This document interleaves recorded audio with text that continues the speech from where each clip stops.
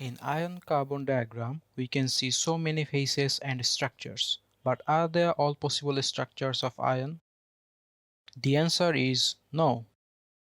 When the carbon content in iron is below 2%, this variant of iron is called steel. Just above the eutectoate temperature, the austenitic phase stays at a specific eutectoate composition of 0.8% carbon, which has a FCC crystal structure. Below the eutectoate temperature, the FCC crystal transforms into a pearlitic structure. But that's not the only case. As the transformation offers a structural change, it takes long time to complete. The whole iron-carbon diagram is developed considering this slow cooling rate.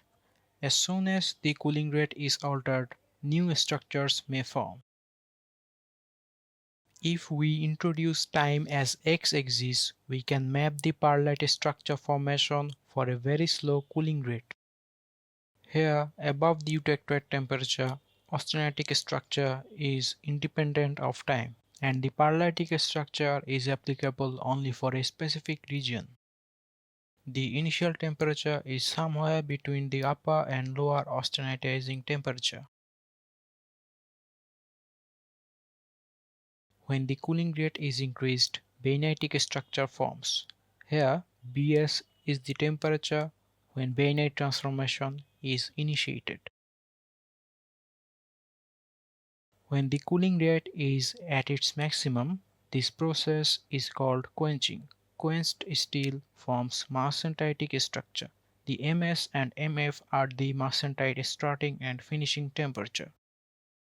When steel is cooled rapidly and terminated before the martensite starting temperature, austenitic structure persists and it is called retained austenite.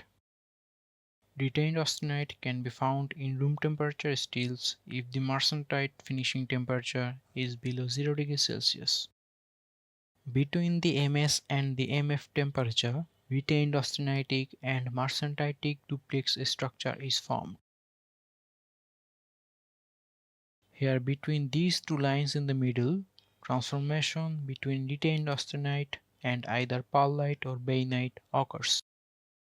Above the bainite starting temperature, retained austenite transforms into pearlite.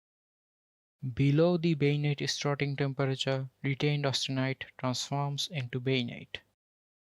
Interestingly, this transformation speed is not constant over all the temperatures.